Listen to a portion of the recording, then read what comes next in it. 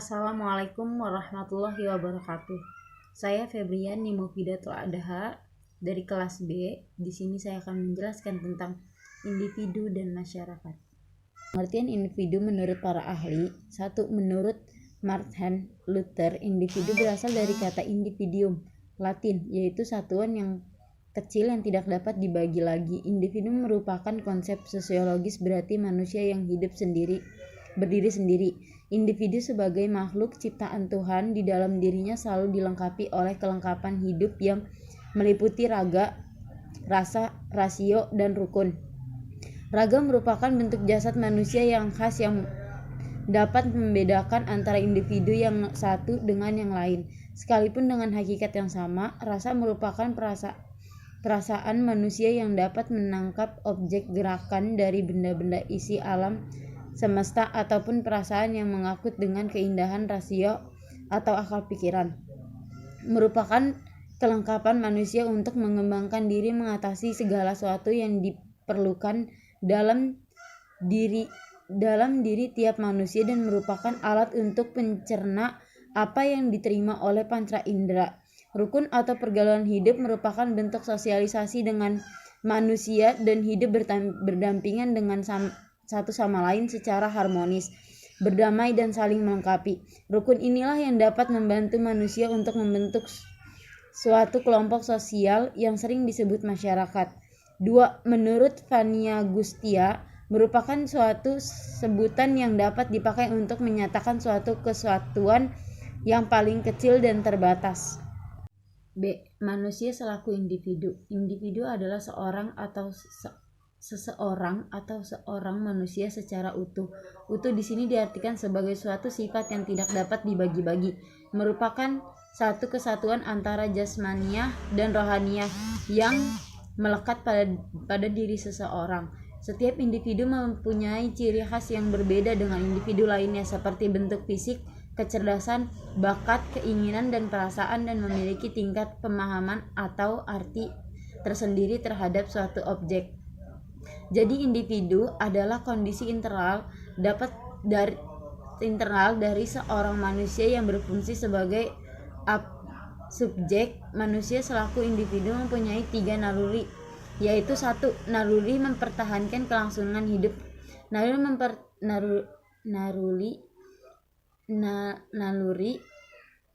mempertahankan kelangsungan hidup telah menimbulkan berbagai kebutuhan. Salah satu kebutuhan yang paling mendasar adalah kebutuhan fisiologis, yang terdiri dari makan, minum, dan perlindungan.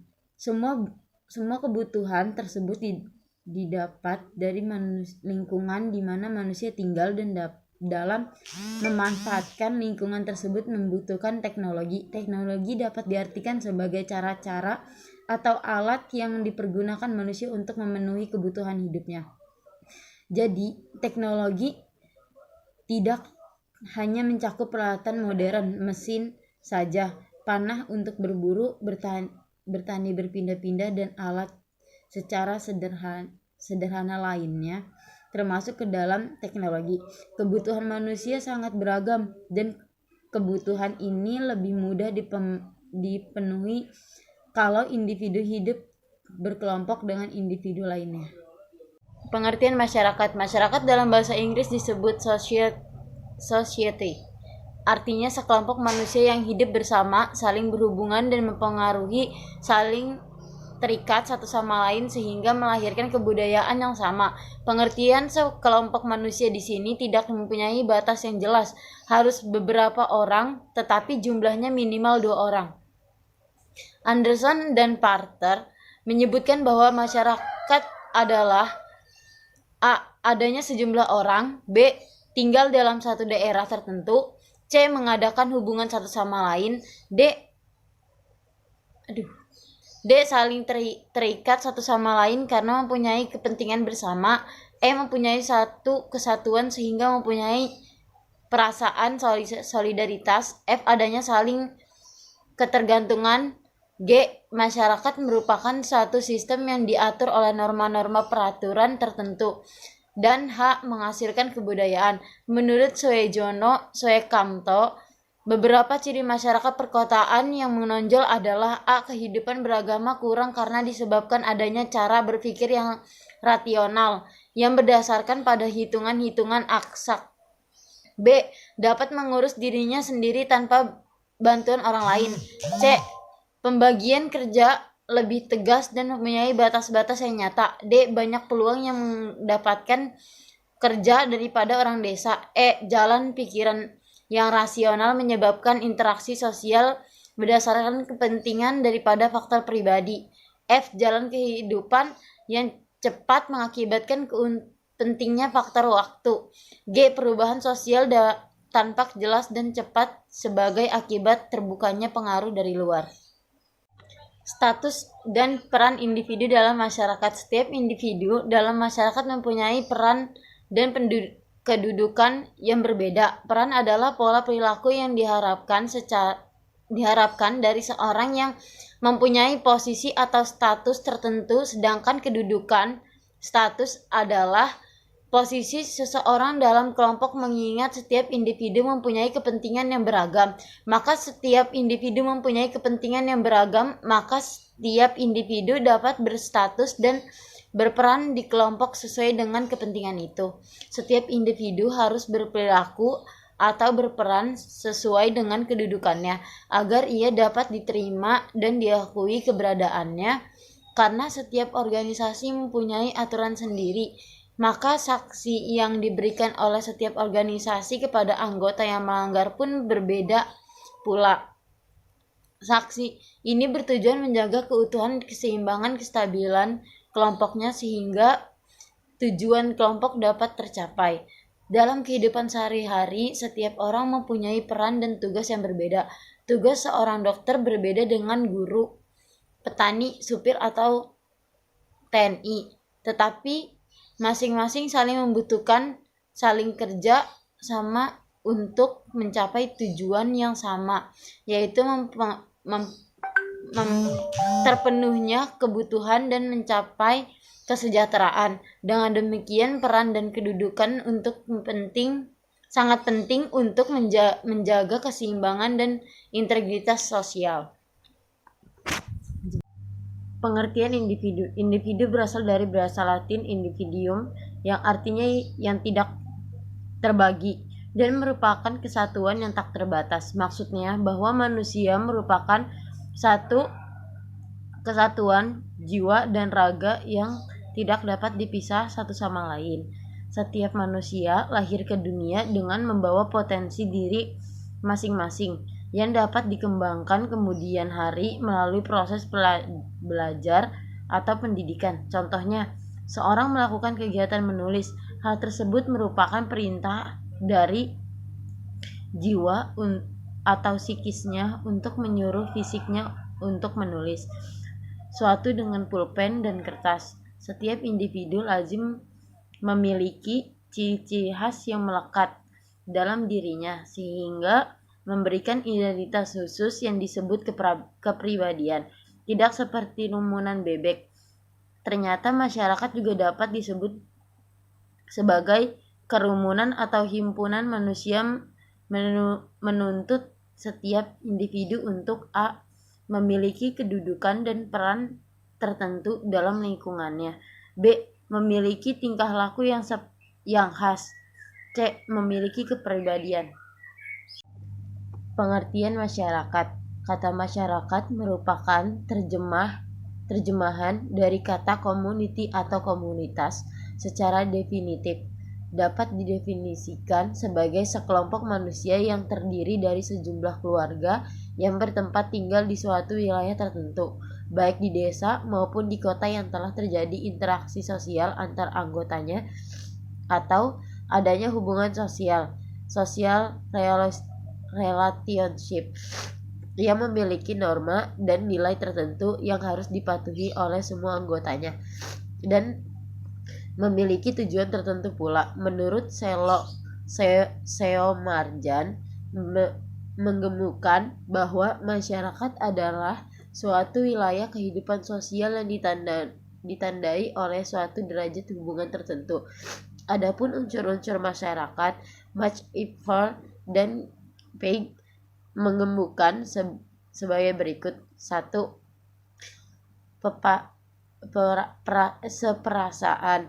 2. Sepenanggungan. 3. Saling memerlukan. Pandangan hubungan antara individu dan masyarakat sesuai dengan konsep organisme muncul dari Herbert Spencer tahun 1985, diringkas oleh Morgan H. Poloma 1979 sebagai berikut. 1. Masyarakat maupun organisme hidup sama-sama mengalami pertumbuhan. 2. Disebabkan oleh pertambahan dalam ukurnya, maka struktur tubuh sosial maupun tubuh organisme hidup itu mengalami pertambahan pula, di mana semakin besar suatu struktur sosial maka semakin banyak pula bagian-bagian, seperti halnya dengan sistem biologis yang menjadi semakin kompleks sementara ia tumbuh menjadi semakin besar. Bintang yang lebih kecil, misalnya cacing tanah, hanya sedikit memiliki bagian-bagian yang dapat dibedakan bila dibanding dengan makhluk yang lebih sempurna, misalnya manusia. 3. Tiap bagian yang tumbuh di dalam hidup organisme biologis maupun organisme sosial memiliki fungsi dan tujuan tertentu.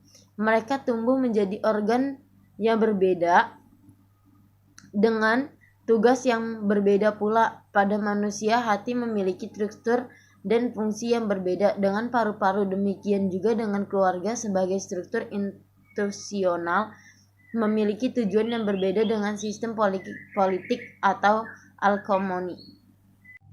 Baik di dalam sistem organisme maupun sistem sosial, perubahan pada suatu bagian akan mengakibatkan perubahan pada bagian lain, dan pada akhirnya di dalam sistem secara keseluruhan perubahan sistem politik dari suatu pemerintahan demokratis ke suatu pemerintahan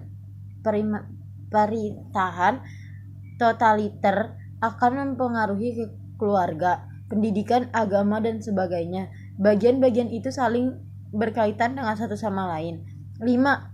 Baik di dalam sistem organisme maupun sistem sosial, perubahan pada suatu bagian akan mengakibatkan perubahan pada bagian lain, dan pada akhirnya di dalam sistem secara keseluruhan bagian-bagian tersebut, walau saling berkaitan, merupakan suatu struktur mikro yang dapat dipelajari secara terpisah.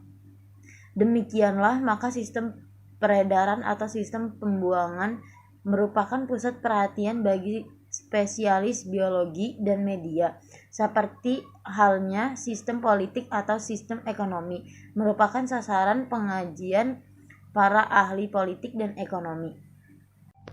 Hubungan individu dan masyarakat berdasarkan kolektivisme.